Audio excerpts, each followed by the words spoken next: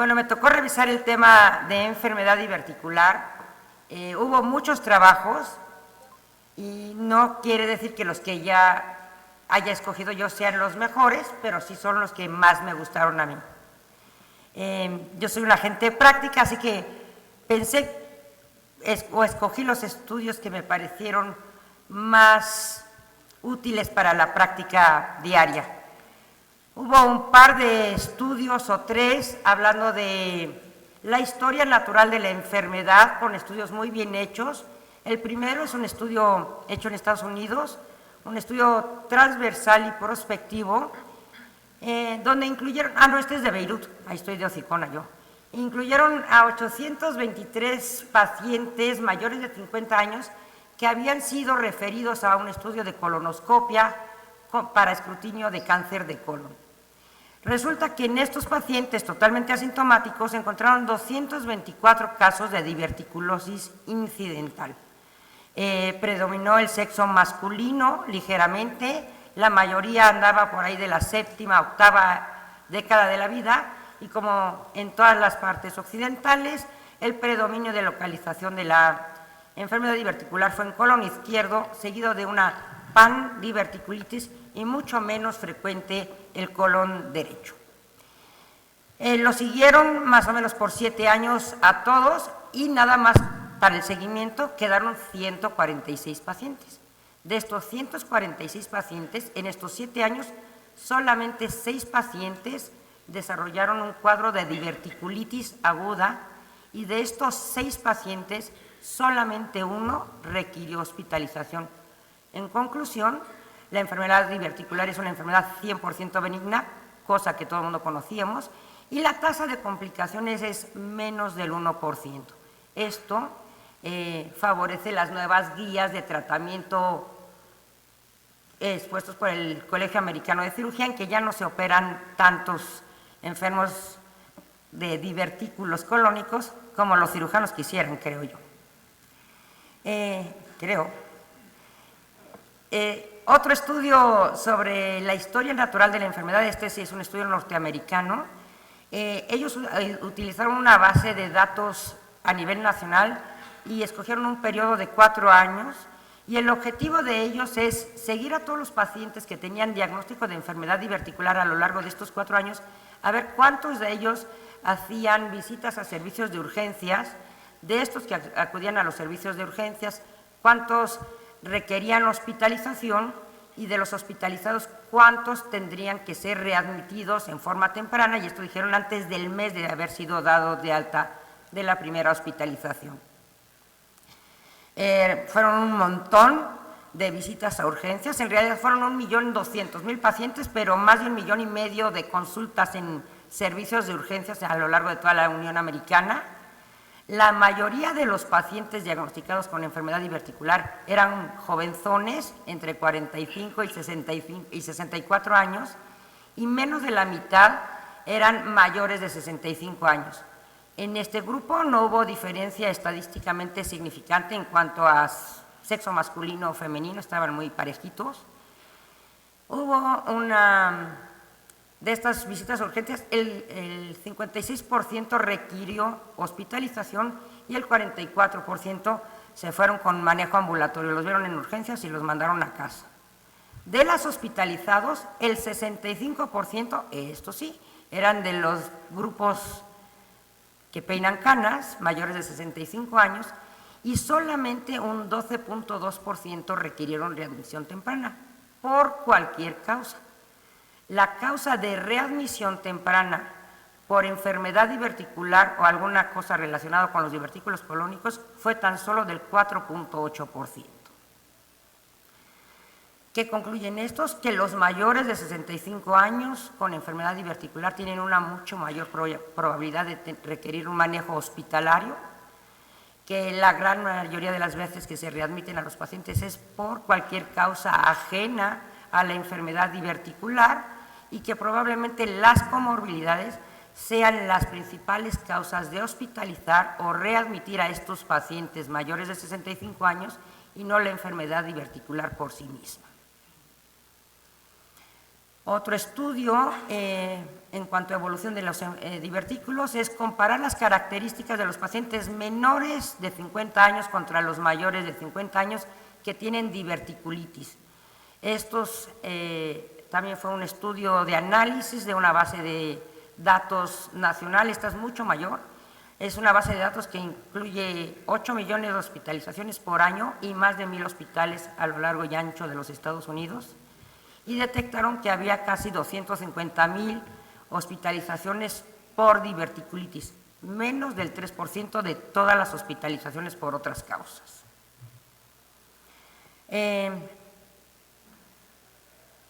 La minoría de los pacientes eran menos de 50 años, al contrario del estudio previo. El 60% de estos menores de 50 años pertenecían al sexo masculino, la gran mayoría eran norteamericanos blancos, menos del 20% eran hispanos y menos del 15% eran afroamericanos. En el grupo de mayores de 50 años, tan solo el 35 o 36% eran del sexo masculino, muy predominante la raza caucásica, el 80.2% de los pacientes eran caucásicos, tan solo el 8.8% eran hispanos y el 7.8% eran afroamericanos. La mortalidad hospitalaria fue mucho mayor en el grupo de mayor de 65 años. En los menores de 50, ellos concluyen que los menores de 50 años hay más hospitalizaciones en la raza no caucásica, o sea, más hispanos y afroamericanos menores de 50 años se hospitalizan por enfermedad diverticular en comparación con el grupo de mayor de 50 años, pero la duración en la estancia hospitalaria en estos gentes es mucho menor si comparan a los menores de 50 años caucásicos. Parece ser que son más chiquiones los caucásicos. En los mayores de 50 años, la mayoría de las hospitalizaciones fueron en los caucásicos y probablemente sea el grupo de edad más caro en cuanto a estancia hospitalaria y gastos en medicamentos. Hubo otro de dieta y enfermedad diverticular. Sobre la dieta todo el mundo sabemos, no hay muchos estudios publicados y con evidencia científica contundente en cuanto a la dieta que favorece a los pacientes con enfermedad diverticular, no, favorece a los pacientes, no a los divertículos, y la dieta que es mala para el paciente con enfermedad diverticular. Este fue un estudio de cohorte prospectivo, estuvo muy padre el estudio porque fue largo, ingresaron a 51,000 y pico pacientes, todos del sexo masculino, todos profesionales de la salud, que tuvieran entre 40 y 75 años de edad. El momento de entrada fue el año 1986 y criterio para entrar al estudio era que en el momento de ser seleccionados no tuvieran diverticulosis o diverticulitis conocida, ni enfermedades inflamatorias o cáncer. Y se hizo un seguimiento por 26 años, el estudio lo concluyeron en 2012. Siguieron a estos pacientes enviándoles cuestionarios cada 4 años y el objetivo de ellos era analizar la asociación entre patrones dietéticos y riesgo de diverticulitis. Ellos dividieron los patrones dietéticos en 2 tipos de dietas, la dieta occidental o tradicional contra la dieta prudente. El cuestionario de hábitos dietéticos catalogaron dieta occidental a aquellos pacientes, como la mayoría de nosotros, en que tienen un alto consumo de carnes rojas, un alto consumo de granos refinados o harinas refinadas y muchas azúcares. Y le llamaron dieta prudente a aquellos que consumían muchos vegetales, frutas, verduras y granos enteros, o sea, mucha fibrita.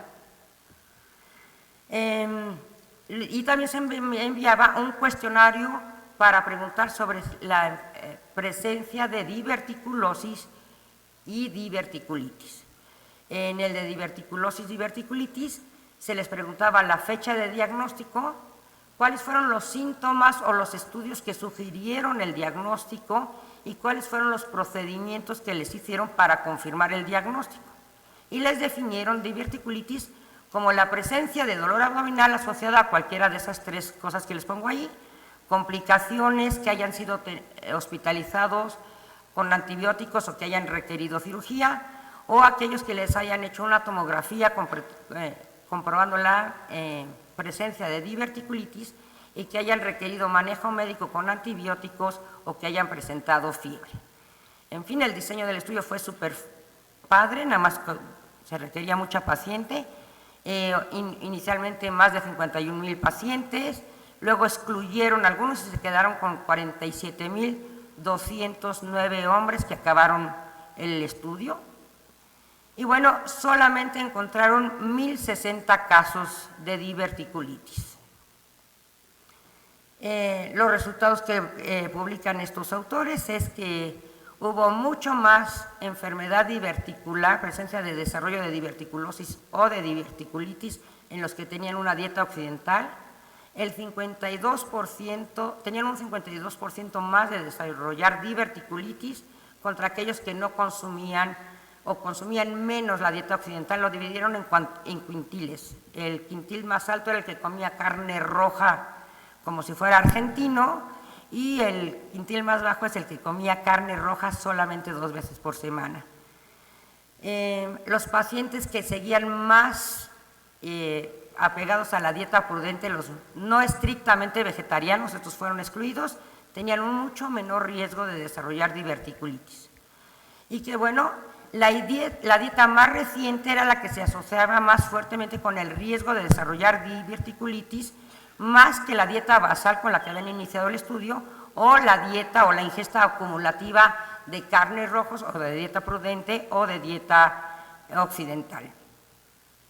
Entonces se concluyen que la dieta occidental aumenta el riesgo de diverticulitis, mientras que la dieta prudente lo disminuye. La fibra dietética y las carnes rojas son los alimentos que más fuertemente se pudieron asociar con el riesgo de diverticulitis, y las intervenciones dietéticas a corto plazo pueden modificar el riesgo de desarrollar complicaciones de la enfermedad diverticular. En cuanto a factores de riesgo, cuando estaba leyendo este estudio me acordé mucho de Chema Remes. Hubo un estudio que se hizo para detectar si existe asociación entre la enfermedad diverticular y la postura que tomamos durante la defecación.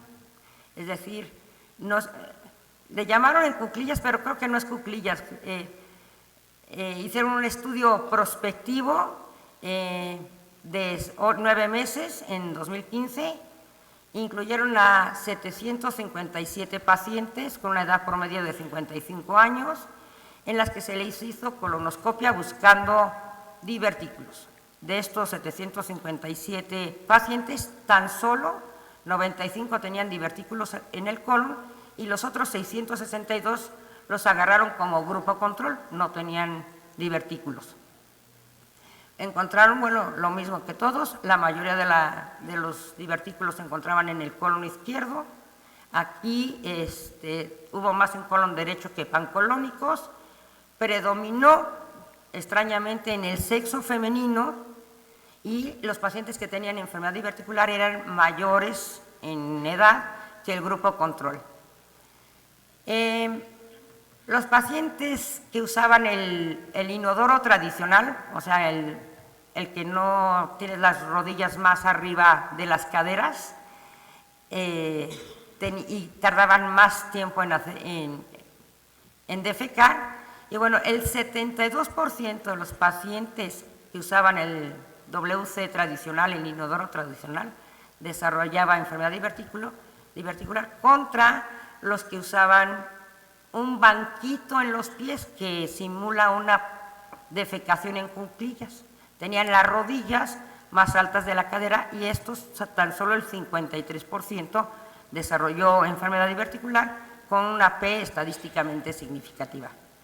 Concluyen que sentarse durante la defecación con las rodillas abajo de las caderas aumenta el riesgo de enfermedad diverticular, y que deberíamos recomendar a la gente optimizar el ángulo rectal, es decir, ponerse un taburete en los pies, porque crecer ya no se puede. Yo no hay manera que me pueda sentar con las rodillas arriba de la cadera, por ejemplo. El Yeti sí. Durante la defecación podría ser un protector para desarrollar enfermedad diverticular o para desarrollar diverticulitis si ya se tiene diverticulosis. En cuanto al diagnóstico de enfermedad diverticular,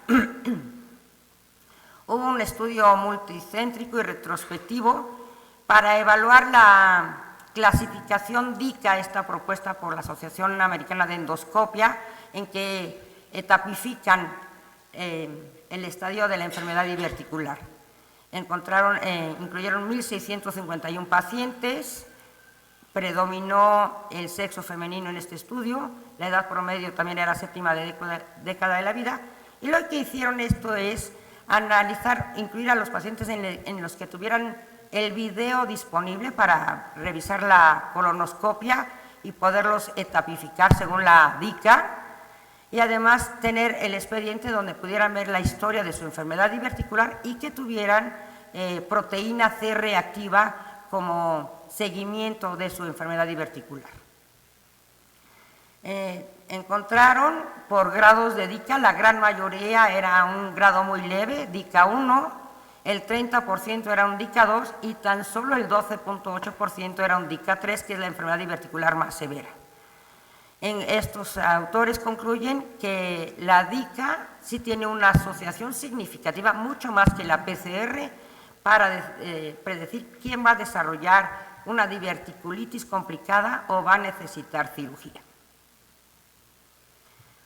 En cuanto a diagnóstico, también hubo otro estudio retrospectivo en un solo centro hospitalario, evaluando a los pacientes que estaban hospitalizados por diverticulitis aguda. Fue un estudio de 12 meses y lo que querían ellos era evaluar el impacto de la colonoscopia post-diverticulitis aguda. Incluyeron 246 pacientes que habían sido hospitalizados por diverticulitis, el 52.4% era hombres y la edad media era de 61 años. A 162 pacientes se les hizo una colonoscopia post-hospitalización, no durante el episodio agudo, en promedio 8 meses, entre 1 y 44 meses después de su hospitalización por diverticulitis aguda, y encontraron cambios inflamatorios de la mucosa hasta en el 6% de los pacientes, rigidez en el colon 3.2%, pero encontraron pólipos en 61 pacientes. Ahí están descritos adenomas, pólipos hiperplásicos, adenomas con displasia y un pólipo fibroso. 4 pacientes de estos pacientes, sin saberlo ni sospecharlo, tenían neoplasia colónica y ninguno de estos pacientes a los que se les encontraron pólipos habían tenido una colonoscopia previamente.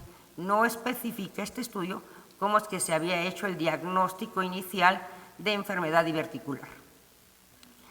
En conclusión, dicen estos autores que la prevalencia de lesiones precancerosas es considerable entre los pacientes que tienen diverticulitis aguda, que no hubo ninguna complicación por haber hecho una colonoscopia post-diverticulitis y que debe realizarse una colonoscopia a todo paciente después de un cuadro de diverticulitis aguda para excluir cáncer o lesiones precursoras. Me parece un poco audaz esta conclusión de los autores, pero bueno, eso hizo. En cuanto a tratamiento de enfermedad diverticular, hubo varios de cirugía que no los incluí porque no dicen nada diferente a lo que dicen las guías del Colegio Americano de Cirugía en cuanto a manejo de la enfermedad diverticular. No incluí la de los antibióticos porque eso ya está todo dicho, pero hubo 2 publicaciones en cuanto a mesalazina que me llamaron la atención. La primera es una revisión sistemática y metaanálisis que incluía 1.500 pacientes casi, y ellos lo que querían ver es la utilidad de la mesalazina como medida preventiva para desarrollar diverticulitis recurrente. Según estos autores, en esta revisión no hubo evidencia que apoye el uso de mesalazina como una medicación preventiva y que por su poca eficacia demostrada, su alto costo y los efectos adversos del medicamento, no se debería recomendar el uso de mesalazina profiláctica. Sin embargo, otro estudio, un estudio prospectivo, que evaluó los efectos de la mesalazina y o probióticos en los niveles de calprotectina en los pacientes que tenían enfermedad diverticular.